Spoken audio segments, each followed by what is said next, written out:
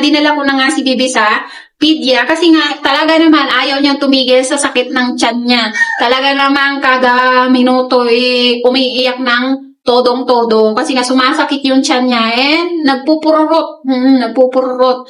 So, bago kami umalis kanina, bago kami umalis ng alas 3, bago kami umalis talaga, nakatatlong pupo siya. Ngayon, yung asawa ko kasi, alas 12 pa lang, sinabihan ko, ipa-schedule kami doon sa sabi ko, ispa-schedule kami doon sa pedya para mapuntahan namin ng maaga-aga. Ngayon, alas 2:30 na, hindi pa rin nagchat-chat sa akin. Di, tinawagan ko na yung asawa ko. Tapos sabi niya, pa-schedule ko na bukas. Anong bukas? Sabi ko, ngayon, kailangan ko ngayong... Bakit? So ngayon, kailangan ko ngayon na ipa-schedule si Baby kasi nga, sumasakit na ng maigi yung tiyan ng anak ko. So, ayun. Sabi niya, sige pumunta na lang kayo doon. Pinasundo kami doon sa kapatid niya, doon sa bayaw ko. And, para yung kapatid niya yung magdala sa amin doon sa pedya.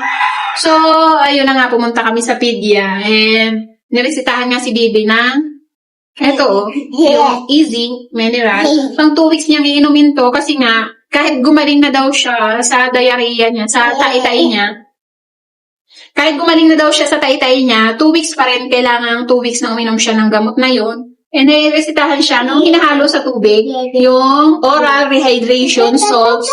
And etong isa is, parang, ang tawag doon? Parang, Flutera ang pangalan. Nakalimutan ko kung anong klase. Basta yung, parang probiotics, ganon. So, kailangan din niya mag-fecalysis. Kaso lang, umalis kami doon, mag-alas 4 na. Ngayon, hindi na napumupo si Baby, so hindi na napacheck yung pupo niya. So, maybe bukas na lang ipacheck yung tahi niya para naman maibigay yung result doon kay doktora, doon sa pedya. Ngayon, niresitahan din siya ng Nutroplex. Pinapapalitan yung ni Baby, yung vitamins. Tiki-tiki kasi yung ginagamit namin. Ngayon, pinapalitan ng Nutroplex kapag tapos na daw doon sa tiki-tiki. Kasi nga, pang brain development daw yung Nutroplex. So, ngayon, ang napansin ni doktora dito sa anak ko, hindi pa nagsasalita. 2 years old na kasi yung anak ko, mahigit 2 years old and 3 months. Hindi pa nagsasalita, kinakausap niya, hindi nagsasagot, hindi ganyan. Sabi ni doktora sa akin, hindi normal yung ganyan, especially 2 years old, mahigit na siya. Kailangan, dapat nagsasalita na siya kahit konti, kahit sabihin, mama, kain, mama, toys, mama, ganito, ganyan. Kailangan meron ng ganong words dapat yung anak ko kasi 2 years old na, pang 2 years old dapat ganon na daw yung pagsasalita. So sabi ko, marunong naman siya magsalita naman 1, 2, 3, 4, 5 pero mga dulo-dulo lang. Sabi niya, Opo, masakit? Sakit? Opo, sakit ng tiyan? Uray, masakit ang tiyan ni Baby. Ano yan? Ang ganda ng beer. O, ipakita mo, sabihin mo. Ang ganda ng beer. Sabihin mo, dali na, can you say hi? Hi! Hello! Ayan o. Ang ganda ng beer mo. Ay, shush. So, ayun na nga. Sinuggest kami ng pedya. Sinabihan ako ng pedya na si Baby, enroll ko daw sa daycare. Kahit mga 6 months and bantayan ng 6 months. And after 6 months and ganun pa rin yung pagsasalita niya na mga 6 months para makihalubilo sa mga batang kaidaran niya, para may mga bata siyang kasama. Kasi nga dito sa bahay namin, wala naman talaga kaming ibang batang kasama. Talaga naman kaming dalawa lang. Ngayon, nagkakaroon lang siya ng kalaro kapag halimbawa, bumibisita dito yung kapatid ko, kasama yung mga pamangkin ko, yung mga anak nila. Yun, bihirang-bihira yun. Siguro sa mga 2 weeks, mga once every 2 weeks lang. So talaga naman yung anak ko, walang ibang kalaro. Kaming dalawa lang mag-asawa. So, ngayon, sabi ng pedya, i-enroll ko daw or ipa-sit-in ko sa daycare para naman may makahalubilo siya mga bata. Ngayon, after 6 months, tapos ganun pa rin yung improvement kahit nakikipaghalubilo na sa mga bata, ibalik ko daw sa kanya kasi kailangan i-assess na si Baby. Bakit ganun? Bakit hindi ka nagsasalita? Ganyan. So, ayun na nga. So, ayun na nga yung kay Baby. Kahit pala, kahit pala yung anak ko marunong sumunod. Kahit pala yung anak ko marunong sumunod kapag inuutusan ko, marunong siya naiintindihan niya ba yung sinasabi ko kahit kapag halimbawa, sabi ko magsuot siya ng tsinelas, magsusuot siya ng tsinelas, hanapin mo yung tsinelas mo, magsusuot siya ng tsinelas, sabihin ko, Zoe, maligo na tayo, tatakbo na siya sa akin, Zoe, kakain na tayo. Alam niya, kakain na rin, ganon. So, kahit pala ganon, tapos, kahit pala nakakaintindi siya, sumusunod siya, parang hindi pa rin normal, kasi nga, hindi pa siya nagsasalita. Kahit kaunti.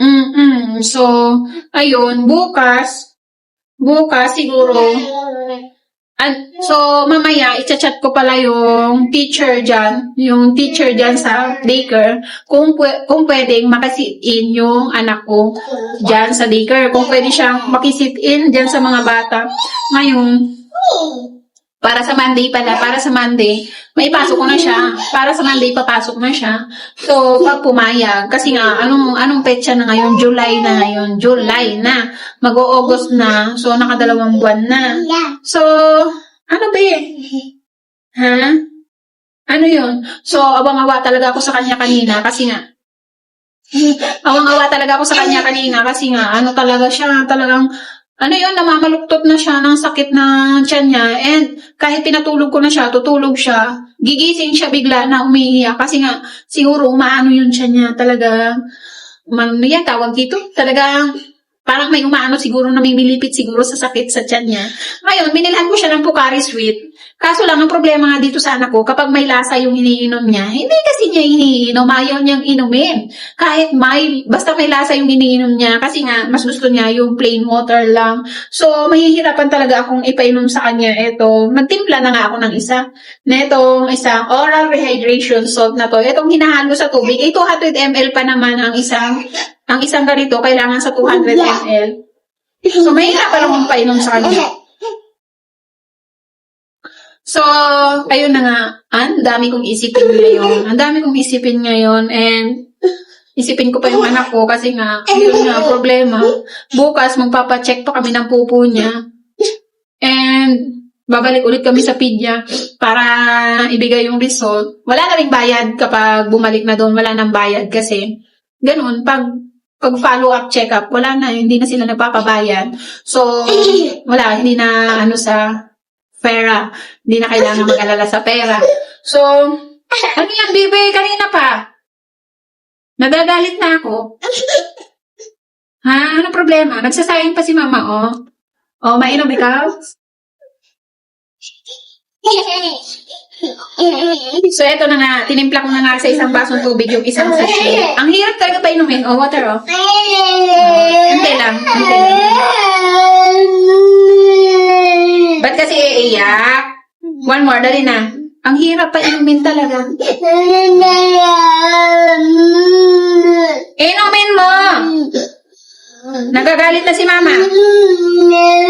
So, masasayang lang talaga ito. Kasi kahit dito sa bahay, kahit yung mga Chucky, yung mga naka-tetra pack na mga inumin, ayaw niya. Gusto niya, tubig lang talaga. Ayaw niya talaga ng may lasa.